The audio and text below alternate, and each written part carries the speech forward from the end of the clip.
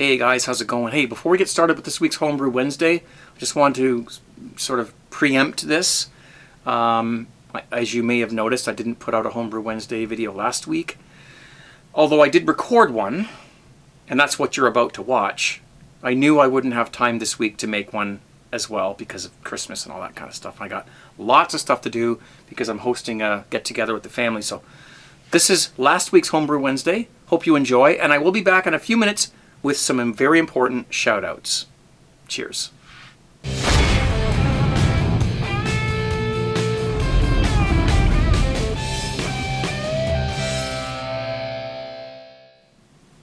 Hey, how you doing there? How's it going, guys? Happy Homebrew Wednesday, Thursday, Friday, Saturday, Sunday, Monday, Tuesday, whatever day it is. I think any day in between. Just glad to be here to have a homebrew with you guys. Although I can't see you very well, but I know you're there. So there you go. Cheers. This week I want to go back and talk a little bit about this no-chill method and what happened with my beer and how it turned out and everything. So let's start off. This beer, you've heard about this beer. This is the one that I left for several hours without pitching. It turns out that's not a big deal, but we'll talk more about, I just ate like a pepperoni stick, so I'm kind of burping a little bit. Let's give it a taste. We'll talk about why it's cloudy. And more just on clarifying the no-chill method and some of the comments that you guys made last week. I'll just go over, just give my 2 cents. But it's dripping, I think, because I had a little bit of an overflow when I poured it. But anyway, cheers.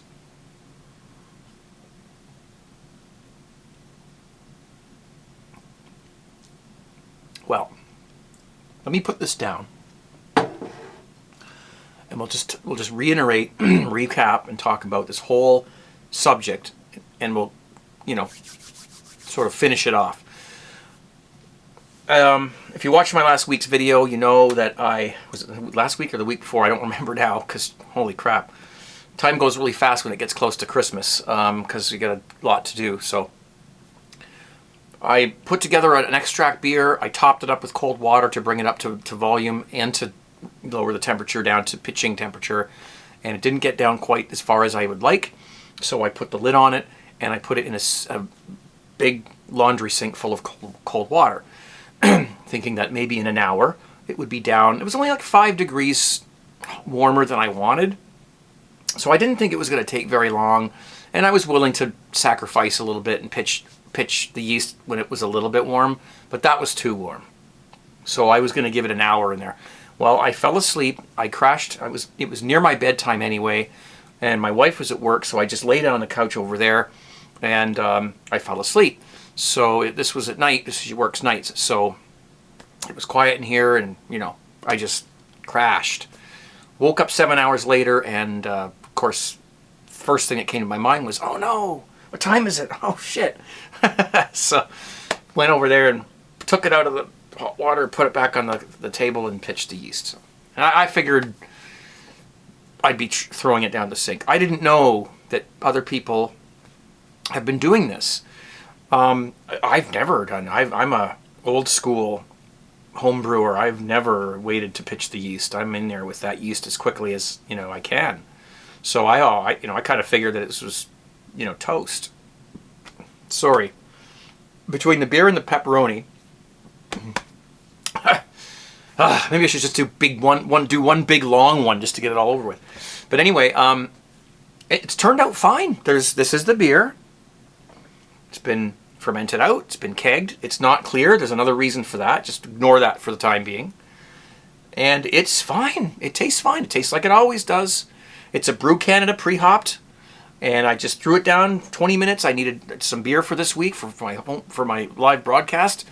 And I didn't have any home brew, so a couple weeks ago I got this one going. And here we go. So there it is. Look, there's nice lacing on the glass there.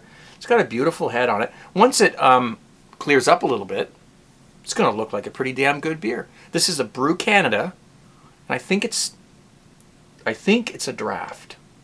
I really don't remember. I think it's a draft. Not everybody can get these, but They're really nice beer kits. They taste good. They taste very good. I brew this again, no problem.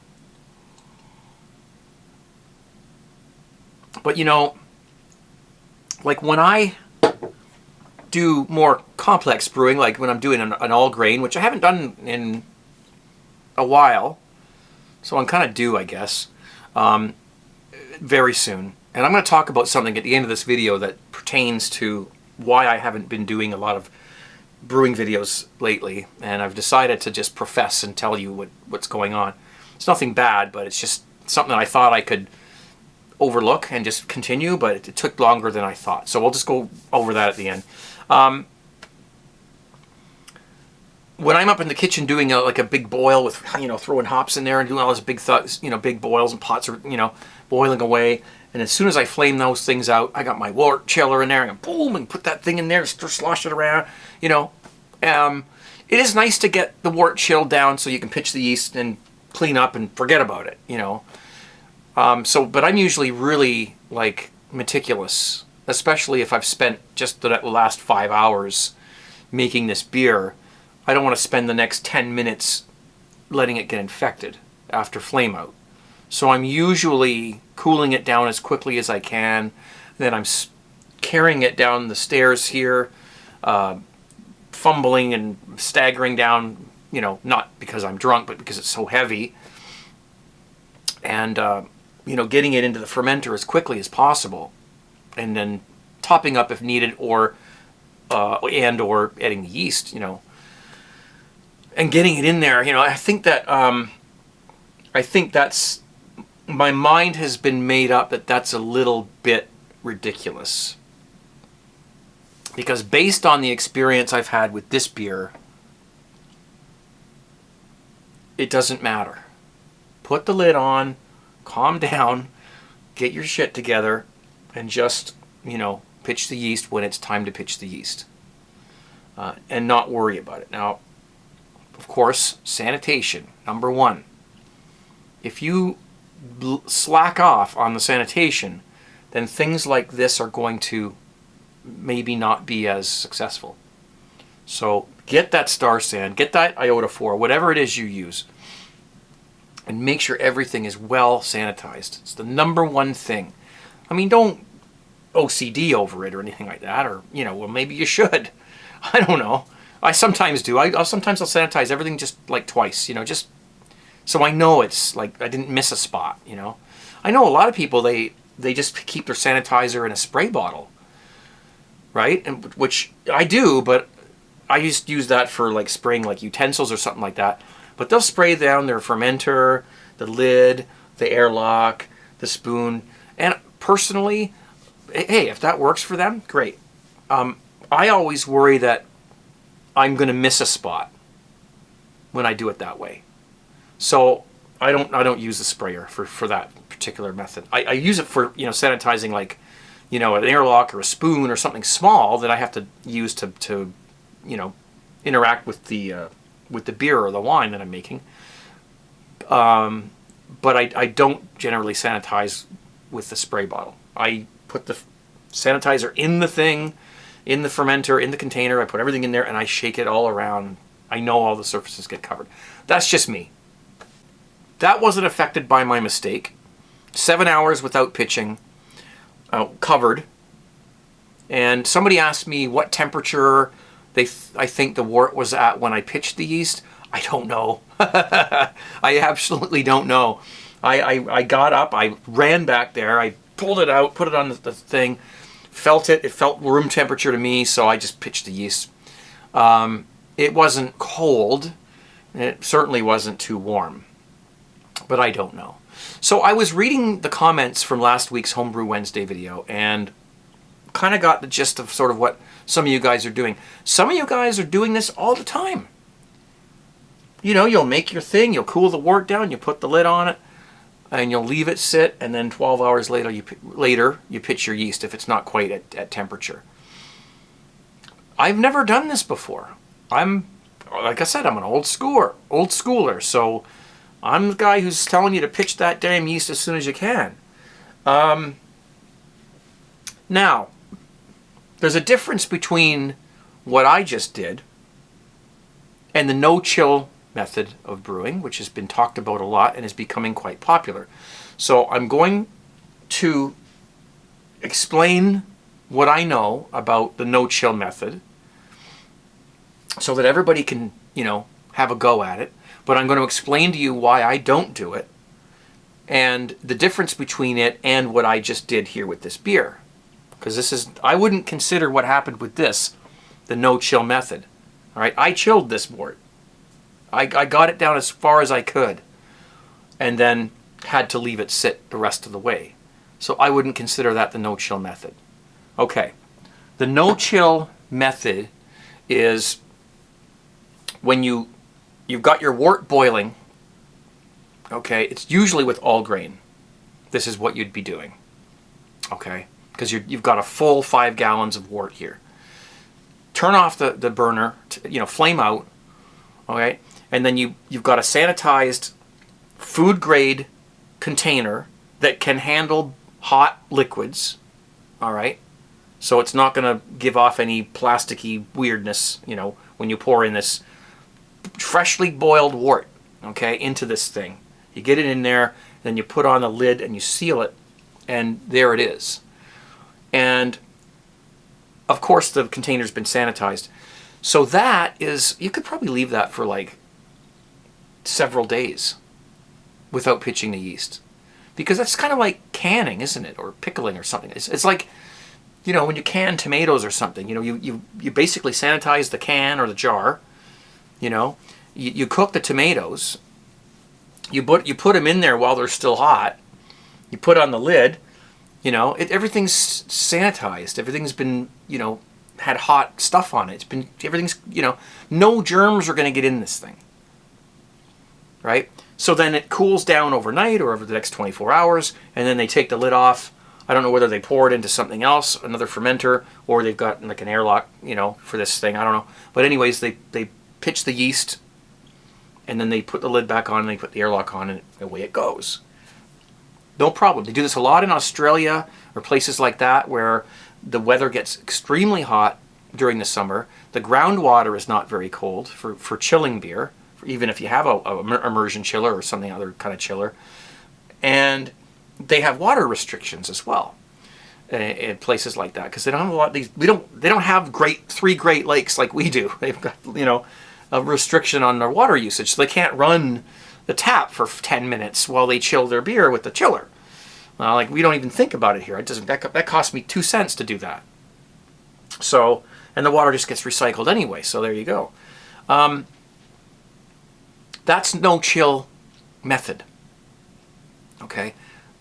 So if you do live in a climate like that, or you do have, the reason why I don't do it is because I don't know if my homebrew, like if my fermenters can handle boiled water or boiled liquid, like liquid that's been that's at boiling and you're pouring it in, and I don't know if my plastic fermenters are capable of handling that. So I haven't done that. I don't know if it's good to pour a boiling liquid into these containers that I have.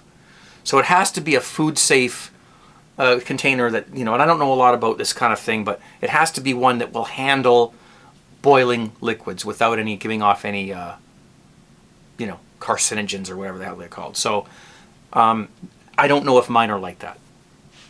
So I don't do the no-chill method. Otherwise I would. If I knew my fermenters were capable of withstanding that, I would do the no-chill method. Absolutely. Absolutely. No problem at all. What I did with this beer, and what some other people have described last week they did with theirs, that's not the no-chill method. If you're chilling your wort down to a certain temperature, the best you can, and then you're letting it sit overnight, that's kind of not the same as the no-chill method. Okay? That's I didn't get it down to the right temperature, so I'm going to let it sit around for a few hours before I pitch my yeast method. That's what that is. So we could give that a name, I suppose. The delayed pitch method. How's that sound? And from reading some of your comments last week, some of you do that all the time. I had no idea that you could leave your your wort sitting around for 8, 10, 12 hours before you pitch the yeast. Obviously, with the lid on and everything, you don't leave it sitting out in the open, although you could probably make some pretty interesting sour beers that way if you did leave the lid off. I don't know. I don't know. I'm too... I'm not brave enough to try that. We got to talk to Dan ABA about that kind of thing. But what I did here was not a no-chill. It was a delayed pitch, if you will. Okay, I'm going to take a slight break. I'm going to go back here and pour myself another beer. You'll just have to sit there for a minute and wait. Hey guys, I just want to take this time out to say thank you to a couple of guys. Randy and Samuel, thank you very, very much for your kind donations. I did get them, and they will be put to very good use, as you suggested, so thank you so much. I know there's a few more parcels on the way, so next week we'll be examining what's in them. In the meantime, thank you guys so much. I really appreciate that. It means a lot to me. Cheers. Now back to that guy. Okay. There we go. All right. Thanks for waiting. Okay. Now, when I kegged this beer, I did something that I often do just to save time. The beer that was in the keg before this was much the same style of beer. So instead of cleaning it all out and flushing it and sanitizing the whole keg out and everything, all I normally would do is just take off the lid, dump out what's in the keg, and then put this beer on top of it and seal it back up. Still sanitized, everything's good, no worries, no problems. Okay, so that's what I did this time. Except I forgot to empty out what was in the bottom of the keg. So all the sediment, all the yeast from the last brew, and everything else, all the gunge that was down there, that settled out so that, like, you know, a nice clear beer, but you know, you've got your cake at the bottom of the keg. That remained when I put this beer in on top. And it was my mistake. I wasn't paying attention. I was thinking about something else. And I thought, oh, okay, so not only has this beer had a delayed pitch, but now it's been put down on top of an old yeast cake in my keg. It wasn't old, but it was previous. And that's why it's not clear. Okay? Because I had to obviously shake the keg and, you know, carbonate it and stuff like that, and it all got stirred up. But it doesn't taste bad. It doesn't taste bad. But I know that when that clears up, it's going to be much cleaner tasting beer. But I can't taste the yeast.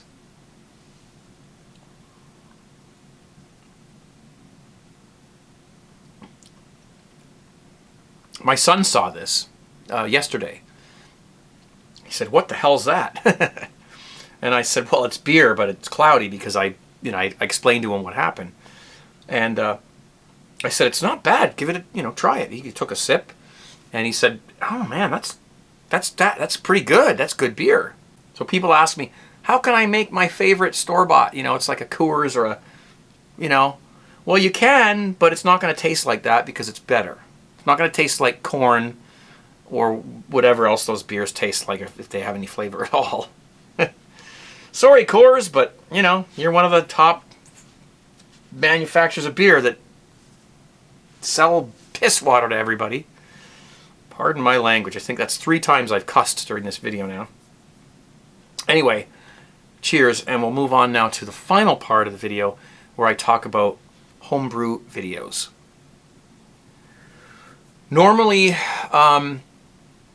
when I shoot a brewing video, or a Craig's Kitchen video, or anything that I shoot in the kitchen, normally I can just bring my stuff up and set it up and get my pots ready and get cameras, lights, things, and all that set up, and then shoot the video.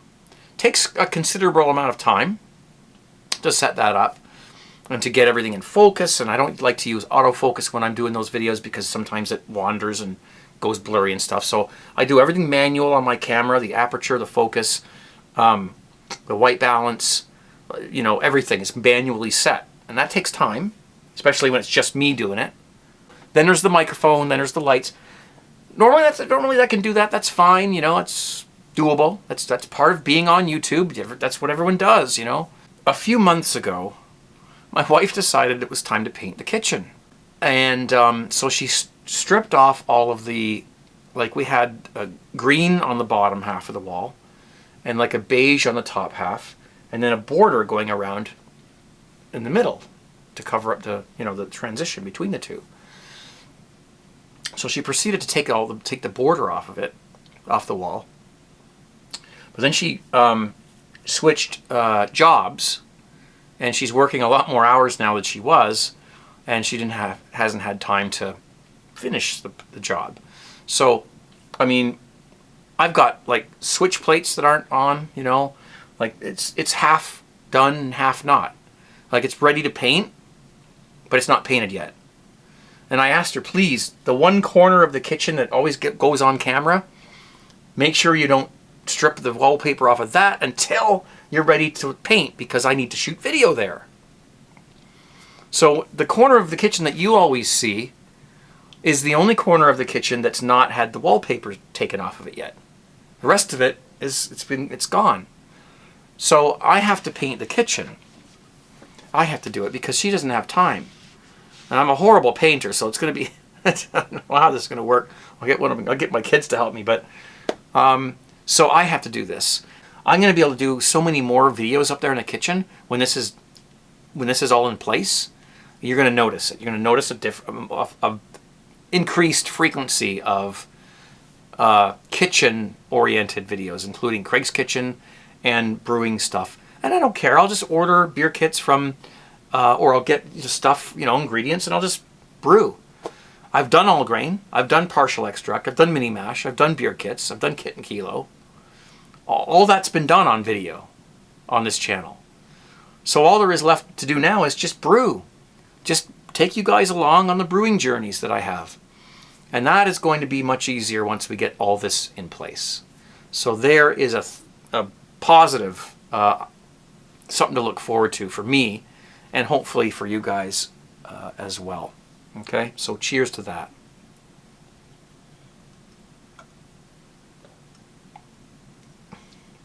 Look at the lacing on that glass, eh? I am going to end this video by saying thank you so much for all your comments down below. Even if you just say hi to me, I do read them. I do appreciate them. There's been some very nice, heartwarming comments as of late underneath these videos, and I really appreciate that. You know, sitting here, you know, doing videos, you look into this damn camera, and you're talking into this round lens, you know, you don't see the people that you're talking to. So it's nice to hear back from you and see what you're thinking and how you're reacting to the videos that I make. And that's really awesome. Okay? So thank you very much. We've got shirts for sale, tgtshirts.com. There's a selection there. You can look at them and see if there's anything you're interested in. And we have a great forum at 17brewcrew.com. Please check it out, sign up, and get in there and, you know, start interacting with people and getting in with our group. All right, guys, cheers. 17, thanks for watching. Be safe, and we'll see you real soon up in the kitchen as well. See you later.